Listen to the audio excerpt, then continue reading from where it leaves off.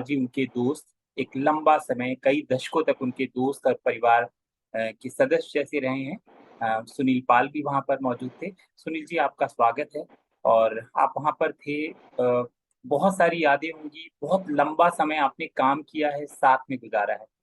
आज आपसे हम राजू जी को श्रद्धांजलि देंगे आपसे बातचीत के दौरान, क्योंकि आपके पास यादों का बहुत बड़ा खजाना है। उन्हीं यादों में हम राजू जी को जिंदा भी रखेंगे।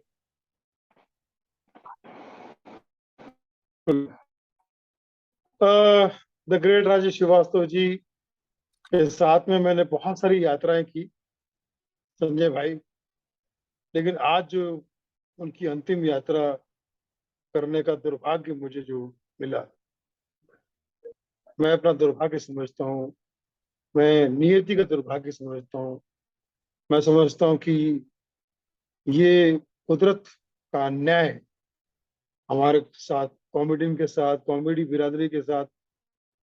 मतलब सोचा भी नहीं था कि ये दिन भी राजेश श्रीवास्तव जी का हम देख पाएंगे, राजेश श्रीवास्तव को इस रूप में भी देख पाएंगे, जो सदियों तक लोगों को हंसाता रहा, घर घर में हंसाता रहा।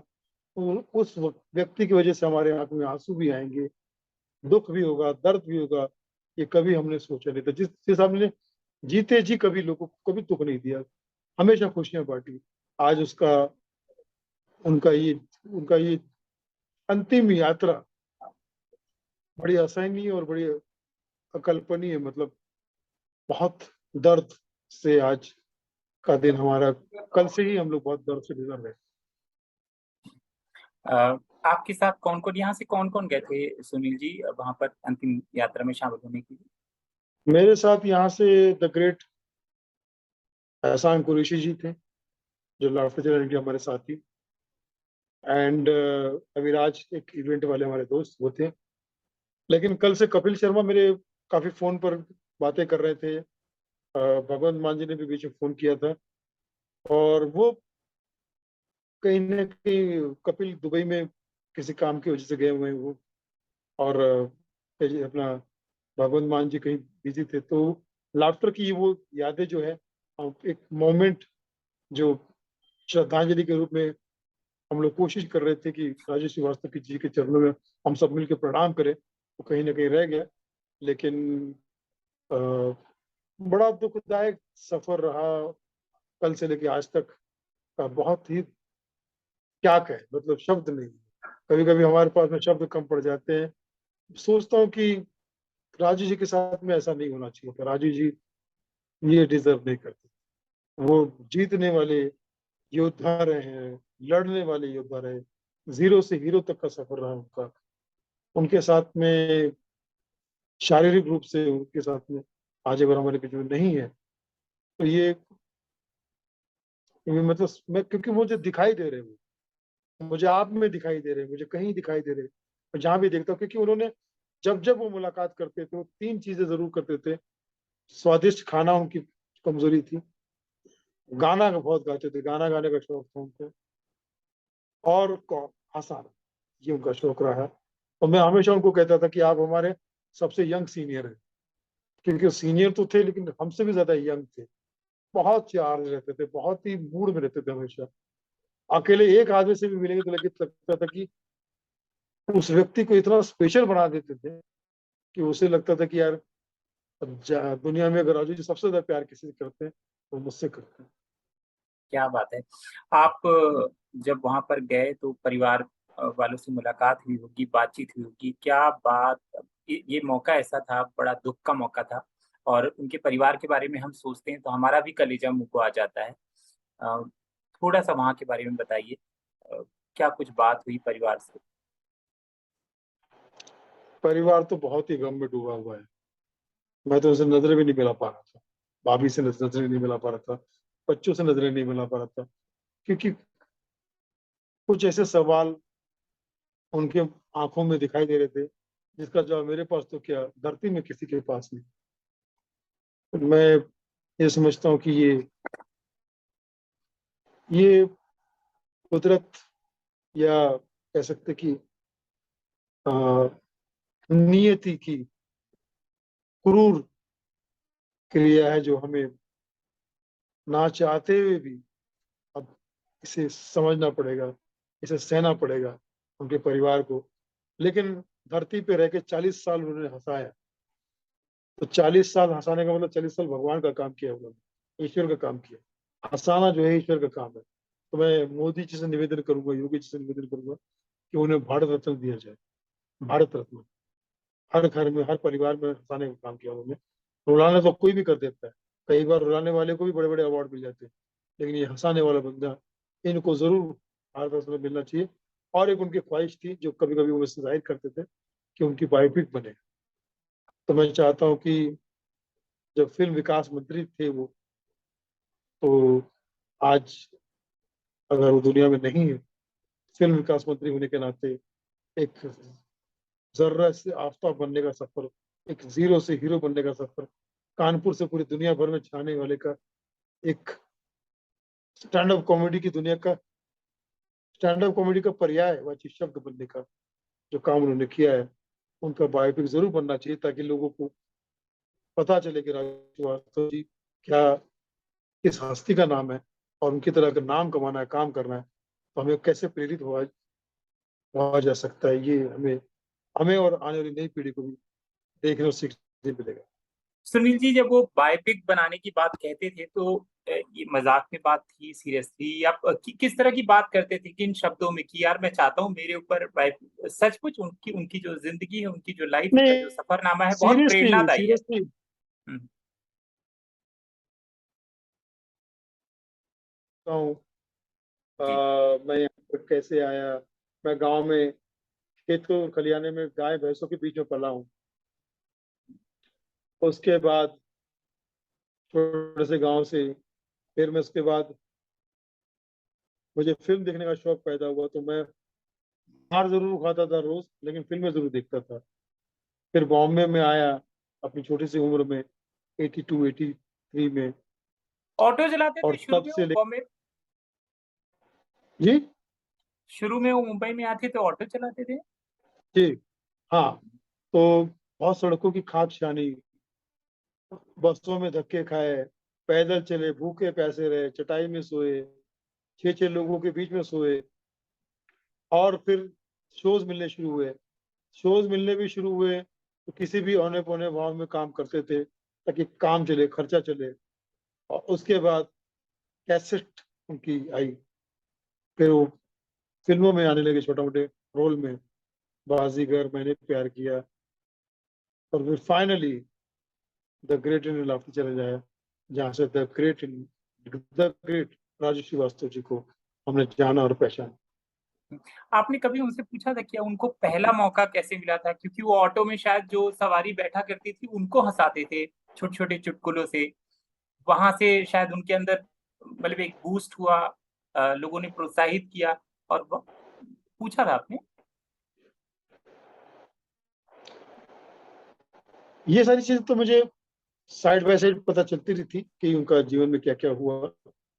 मैंने कहा ना, बहुत सारे मसाले हैं उनसे, उनसे भी पता चलेगा, आपसे भी पता चलेगा, हम सबसे मिल के उसका एक बायोपिक 2 ढाई घंटे का बना सकते हैं। स्टैंड अप कॉमेडियन की जीरो से लेके हीरो तक का सफर। अच्छा। लेकिन इसके लिए सरकार की मदद चाहिए, लेकिन हम्म, इसके लिए फिल्म विकास मंत्री होने के नाते उनके उस पद का, उनके मरणोपरांत कम से कम उन्हीं को, उनको तो एक आ, उनका एक सपना तो पूरा हो, सही बात है। आपको क्या लगता है कि बॉलीवुड में ऐसा कौन अवार्ड सा मिले, एक्टर इस रिवॉर्ड मिले उन्हें। सुनील जी, आपको क्या लगता है कि बॉलीवुड में इस समय कौन सा ऐसा एक्टर है जो राजू जी को पर्दे पर बखूबी निभा पाएगा?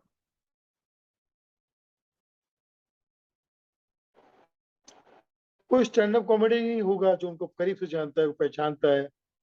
तो अब मैं तो उनसे इतना प्यार करता हूँ कि मुझे अगर सौभाग्य मिले तो मैं तो अपने को गदगद समझूंगा कि राजेश श्रीवास्तव जी का कैरेक्टर मुझे करने मिले, तो मैं गदगद समझूंगा अपने आप को। अदरवाइज स्टैंड अप कॉमेडी से जुड़ा हुआ बंदा होना चाहिए, ताकि वो न्यूआंस समझ सके। एक्टर वो परफॉर्म नहीं कर पाए, हम्म। ओके। इस उनके समय जब स्वभाव हम को, उनके नेचर को। जब आप उनकी अंतिम यात्रा में थे या मुंबई से वहां जा रहे थे, या जब उनको मुखाग्नि दी जा रही थी, कौन सी विजुअल थे जो दिमाग में सबसे ज्यादा आपके बैकग्राउंड में चल रहे थे? किन यादों को लेकर आप वहां पे मौजूद थे? बहुत सारी याद, उनके गाने याद आ रहे थे, गाते थे जो, उनके परफॉर्मेंस याद आ रहे थे। उनके साथ में फिल्में जो की मैंने, बॉम्बे टू गोवा बहुत सुपरहिट पिक्चर थी, आपको पता ही है। हम्म। फिर उसके बाद में हमारे बैनर में जब किया था भावनाओं को समझो, मनी बैक गारंटी, और अब जब वो बाइट देने वाले थे जिस फिल्म के लिए गाली गलौज, जो मैंने स्टैंड अप कॉमेडी पर ही फिल्म बनाई है, गाली गलौज नहीं होना चाहिए, वो भी पसंद नहीं करते थे, तो उसी विषय पर फिल्म बनाई गाली गलौज, तो उसका भी वो बाइट देने वाले थे, लेकिन अब वो सब सपना रह गया। जी जी। मुझे ये बताइए ना, जब उनका अंतिम संस्कार हो रहा था, किस सम्मान के साथ और क्या कुछ हुआ, क्योंकि आप वहां मौजूद थे, बहुत करीब से थे। अगर वहां का माहौल आप बता पाएं, क्योंकि कुछ दर्शक हैं, कुछ लोग विजुअल देख नहीं पाए हैं, तो आपसे सुन पाएंगे। नहीं, दुर्भाग्यवश राजकीय सम्मान का अंतिम संस्कार नहीं था उनका। ये तो मैंने भी सोचा था कि राजकीय सम्मान तो जरूर मिलना चाहिए उनको, लेकिन ऐसा नहीं हो सका। पता नहीं क्यों नहीं हो सका। ये थोड़ा सा सोचने का विषय, बिल्कुल सोचने का विषय। बहुत अच्छी बात आपने बोली है, बिल्कुल सोचना चाहिए कि इतने बड़े कॉमेडियन, स्टैंड अप कॉमेडियन को, जिन्होंने 40 साल से लोगों को हंसाया, 20 साल से घर घर हंसा रहे हैं, और 20 साल उसके पहले देश विदेश में शोज करके लोगों को हंसाते थे, शुद्ध कॉमेडी करते थे, पूरे परिवार को हंसाते थे। ऐसे आदमी के अंतिम संस्कार में राजकीय मुझे तो नहीं दिखाई दिया। बता नहीं, मुझे नहीं दिखाई। आपने हमेशा सुनील जी सारे कॉमेडियंस को जोड़ा है, फिल्मों के माध्यम से, शो के माध्यम से।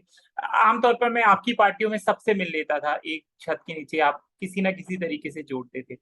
अ, इस समय क्या कुछ सोचा है कि हम एक उनको श्रद्धांजलि दें, या उनकी प्रार्थना सभा, आप लोगों ने कुछ सोचा है कि किसी यहाँ मुंबई में कुछ किया जाए? बिल्कुल बिल्कुल, मैं तो किसी पे डिपेंड नहीं हूँ।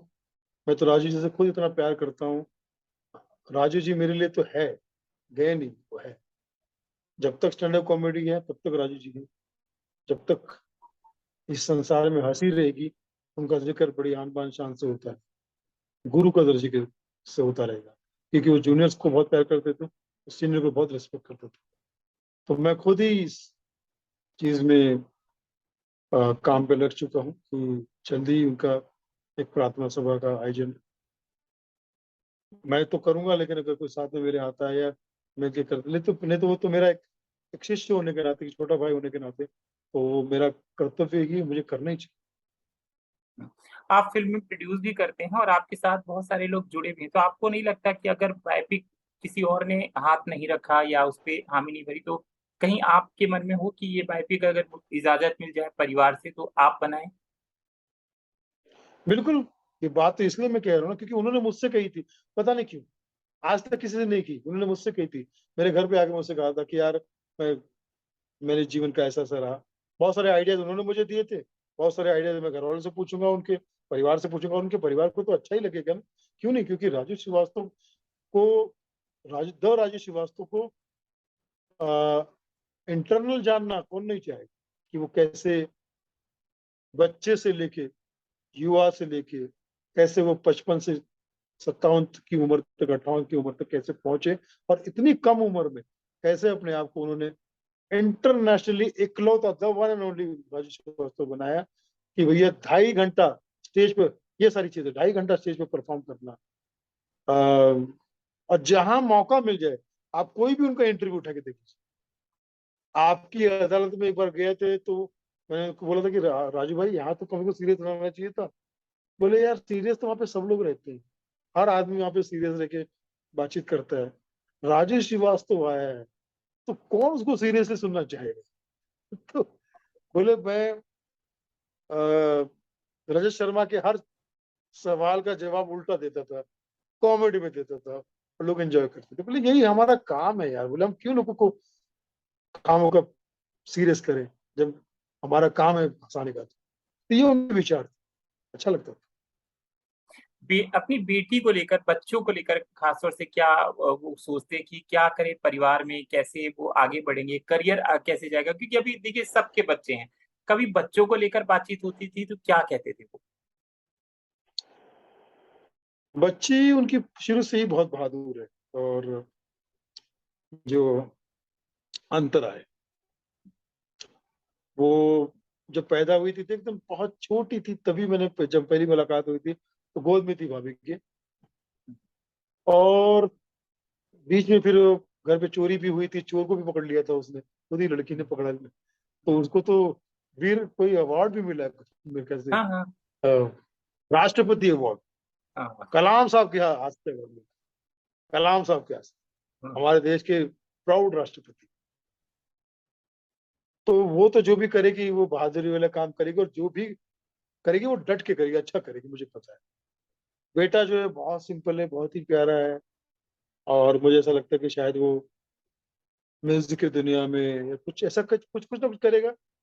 फिलहाल वो छोटे हैं बच्चे, अभी खेलने कूदने के समय उनको खेलने दो, जब उनको लगेगा सीरियस होना है तो करेंगे, वरना एक राजू श्रीवास्तव पिता होने के नाते उन्होंने ऐसा ग्राउंड तो बना रखा है कि बच्चे अच्छे से पढ़े लिखे, अच्छे से खाए पिए, और अच्छे से अपने बारे में शांति से कोई निर्णय ले। कोई जल्दबाजी नहीं है उनके लिए, क्योंकि राजू श्रीवास्तव जी ने इतना सब कुछ पूरे परिवार के ही लिए, पूरे कुनबे के लिए वो हमेशा रीढ़ की हड्डी बने रहे। हम्म। अच्छा, देखिए आप लाफ्टर चैलेंज में जो पूरी टीम थी, सबकी कॉमेडी की जो स्टाइल थी सबका एकदम अलग था, एक दूसरे से एकदम अलग, किसी का किसी से ना तो कैरेक्टर ना तो तरीका। कोई कवि के रूप में कह रहा था राजू जी अलग, आपका अलग। राजू जी, कौन सी तीन चीजें हैं आपको लगती है कॉमेडी में जो हर कॉमेडियन को सीखना चाहिए और अलग तरीके से प्रयोग भी करना चाहिए? सहज था, पहली बात। स्टेज पे इतने सहज सहज रहते थे वो, लगता ही नहीं था कि कोई काम आए करके बातचीत कर रहे हैं। किसी को कुछ बोल दिया, किसी को कुछ बोल दिया, लोग बहुत पेट पकड़ के। आज जो नए कॉमेडियन पकड़े जाते हैं पुलिस के चक्कर में, डंडे खा रहे हैं ना, उनको राजेश श्रीवास्तव से ये सीखना चाहिए कि आपकी नीयत अगर हंसाने की और साफ सुथरी कॉमेडी की है, तो आप किसी को भी कुछ भी बोलेंगे, वो आपको लोग समझ जाते कि ये वो उस नीयत से नहीं बोल रहे हैं। लालू जी के हम्म, सामने लालू जी की नकल की, हम्म, अखिलेश यादव के सामने नेताजी की नकल की, है ना। हम्म। सबके सामने उन्होंने सबकी नकल की, बच्चन साहब के सामने बच्चे की सबकी नकल की, देखा होगा आपने वीडियो। जी जी बिल्कुल। हाँ, उनके सामने तो करें। ये सीखना चाहिए, सहज था उनके अंदर। और दूसरा, उनको ऑब्जर्वेशन बहुत अच्छा था। मासिस, मैं कह सकता हूँ कि मासिस की जो पकड़ है, जो घर घर में बातें होती है, वो बहुत अच्छी थी उनकी। और तीसरा, वो हमेशा ही सिर्फ हंसाने के मूड में होते थे, कुछ और भी नहीं। उनको कुछ आता नहीं था, तीसरा कोई काम नहीं है, दूसरा